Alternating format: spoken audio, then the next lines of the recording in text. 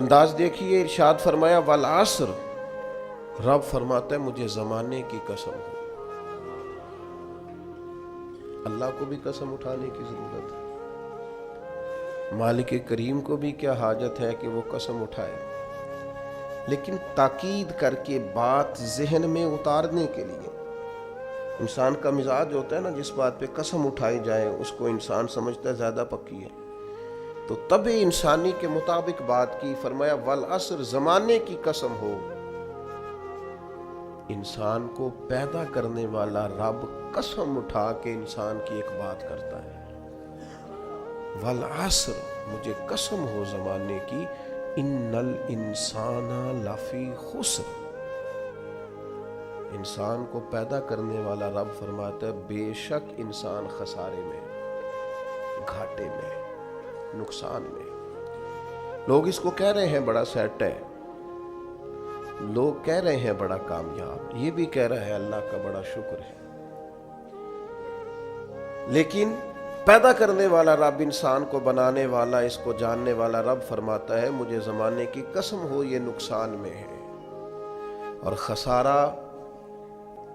اس خسارے کو نہیں کہتے ہیں کہ لوگ کہتے ہیں میں نے کاروبار کیا تھا تو نفع نہیں ہوا، نقصان ہوا۔ خسارہ اس خسارے کو کہتے ہیں جو اصل مال بھی ضائع ہو جائے، راس المال بھی ضائع ہو جائے تو کہتے ہیں خسارہ ہوا ہے، یعنی اس کے پاس جو تھا اس میں بھی یہ خسارے میں کہ یا اللہ سارے خسارے میں ہے؟ فرمایا نہیں، الا الذین آمنوا، جن میں 4 صفتیں پائی جائیں وہ نہیں خسارے میں۔ ان میں پہلی صفت یہ ہے کہ الا الذین آمنوا، بے شک وہ لوگ جو ایمان لائے، مگر وہ لوگ جو ایمان لے آئے، جن کا ایمان مضبوط ہو، جن کا عقیدہ ہو کہ اللہ ہمارا رب ہے، وہی پیدا کرنے والا ہے، وہی رزق دینے والا ہے، اسی کی تقدیر کا غلبہ ہے، رب کریم ذرے ذرے کو جانتا ہے، اللہ تعالیٰ نے جس حال میں رکھا ہے یہی حال میرے لیے بہتر ہے۔ انسان محنت پوری کرے، نتیجہ اپنے رب پہ چھوڑ دے، اسباب سارے جمع کرے، بھروسہ اپنے اللہ تعالیٰ پہ کرے، عقائد کے لحاظ سے پختہ ہو، اور پھر اس کا عقیدہ ہو کہ بعد از خدا بزرگ تو ہی قصہ مختصر، کائنات میں سب سے عرفہ والا، عظمتوں والے، شانوں والے، بلندیوں والے، رفتوں والے، کائنات کے امام، نبیوں کے امام، رسولوں کے امام، فرشتوں کے امام، محبوب مطلق اگر کوئی ہے تو جناب محمد الرسول اللہ ہے صلی اللہ تعالی علیہ وسلم۔ سب سے اولا ہو اعلیٰ ہمارا نبی، سب سے بالا ہو اعلیٰ ہمارا نبی، اپنے مولا کا پیارا ہمارا نبی، اور دونوں عالم کا دھولا ہمارا نبی۔ نظریاتی پختگی حاصل ہو، عقائد پختہ ہو، ایمان میں عقائد پوری طرح داخل ہے، عقائد اہل سنت کا پابند ہو بندہ۔ پھر ایک اور بنیادی عقیدہ ہے، اسی ضمن میں سارے عقائد آ جاتے ہیں، فرشتوں پر بھی ایمان ہو، اللہ کے تمام انبیاء پر ایمان ہو، اچھی بری تقدیر پر ایمان ہو، لیکن ایک بنیادی عقیدہ جس کو عقیدہ آخرت کہا جاتا ہے، اس پر انسان کا ایمان ہونا بڑا ہی ضروری ہے۔ اگر آخرت پر ایمان کمزور ہو جائے تو دنیا میں جتنے بھی عمل ہم کرتے ہیں یہ سارے کمزور ہو جائیں۔ یہ جو لوگ ڈپریشن میں، ٹینشن میں، انزائٹی میں چلے جاتے ہیں اور ایک بات بار بار کرتے ہیں کہ میرے ہی ساتھ ایسا کیوں ہوتا ہے، آخر بڑی ہی کوشش کے بعد میں ہی ناکام کیوں رہ گیا، تو انہیں بتایا جائے گا کہ کامیابی پتہ کیا ہے؟ لا یستوی اصحاب النار و اصحاب الجنہ، اصحاب الجنت هم الفائزون، جنتی اور جہنمی برابر نہیں ہیں، کامیاب وہ ہیں جنہیں اللہ تعالیٰ نے اصحاب جنت بنایا ہے۔ جو جنتی ہیں وہ کامیاب ہیں، جس کو اپنی آخرت کے تعلق سے اللہ تعالیٰ نے فکر سلیم دی ہے، راہ ہدایت دی ہے، اعمال حسنہ پر استقامت دی، اور وہ سمجھتا ہے کہ میں محنت اپنی آخرت کو ٹھیک کرنے کے لیے کر رہا ہوں، جد و جہد میری اپنی قبر کے لیے، حشر کے لیے، آخرت کے لیے۔ آخرت پر جس بندے کی توجہ ہے وہ بندہ کامیاب ہے۔ اس لیے دنیا میں اگر دنیاوی طور پر کوئی ناکامی آ بھی جائے تو کوئی اتنی بڑی ناکامی نہیں ہے، اس لیے کہ اصل کامیابی آخرت کی کامیابی۔ تو عقائد مضبوط ہوں، اور پھر عقائد اہل سنت کی پابندی اس کے پاس موجود ہو، نہ رفض کی طرف اس کا رجحان ہو، نہ خارجیت کی طرف اس کا رجحان ہو،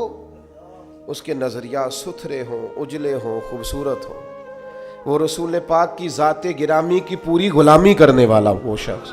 تو اس کے نظریات اعلیٰ ہوں۔ تو فرمایا کہ انسان خسارے میں ہے الا الذین آمنوا، مگر وہ لوگ جو ایمان لائے، وعملوا الصالحات، اور جنہوں نے نیک اعمال کیا۔ اور یہاں بات ختم نہیں ہوئی، دو صفتیں اور بھی پیدا کریں۔ یہ دو باتیں ان کی اپنی ذات تک تھیں،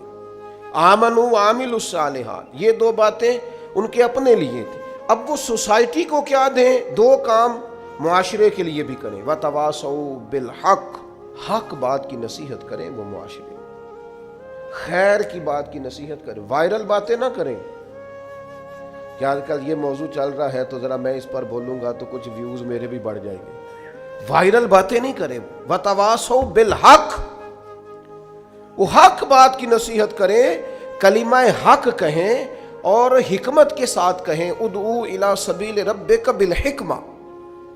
دانائی کے ساتھ کہیں، لوگوں کو سمجھانے کی نیت سے کہیں، کلمہ حق ان کی زبان پر آئے۔ اور میرے نبی پاک علیہ السلام نے فرمایا سب سے افضل جہاد ظالم بادشاہ کے سامنے کلمہ حق کہنا ہے۔ آپ حق کے ساتھ کھڑے ہوں، پھر آپ لوگوں کو امر بالمعروف کریں، پھر نہی عن المنکر کہیں، اور وہ بھی بندہ دیکھ کے نہیں۔ اگر امیر آدمی غلطی کر رہا ہے تو پھر آپ خاموش ہیں، اور کسی غریب کو کرتے دیکھ لیا ہے تو آپ نے دینی حکمت کو بھی پیش نظر نہیں رکھا اور اسے رسوائی کر دیا ہے، آپ نے اسے سخت ترین تکلیف سے گزار دیا ہے۔ حق بات کی نصیحت کریں، اور جو لوگ حق بات کہتے ہیں نا ان پر تکلیف بھی آتی ہے، تکلیف آتی ہی ہمیشہ حق کہنے والوں پر۔ تو چونکہ میدان لگایا ہے، اب حق میں نکلے ہو، اب تم نے سفر شروع کیا ہے تو بھئی پیروں پہ چھالے تو پڑیں گے، سفر کرو گے تو تھکاوٹ تو ہوگی، کوئی رستہ طے کرو گے تو گرد تو پڑے گی، اگر کسی سمت تیز دوڑو گے تو مخالف سمت سے ہوا تو تیز آئے گی۔ اب وہاں گھبرانا نہیں، کمزور نہیں پڑنا، تھکی باتیں نہیں کرنی۔ اب ایسا نہ ہو کہ تم نے معذرت خواہانہ رویہ اختیار کیا، وتواصوا بالحق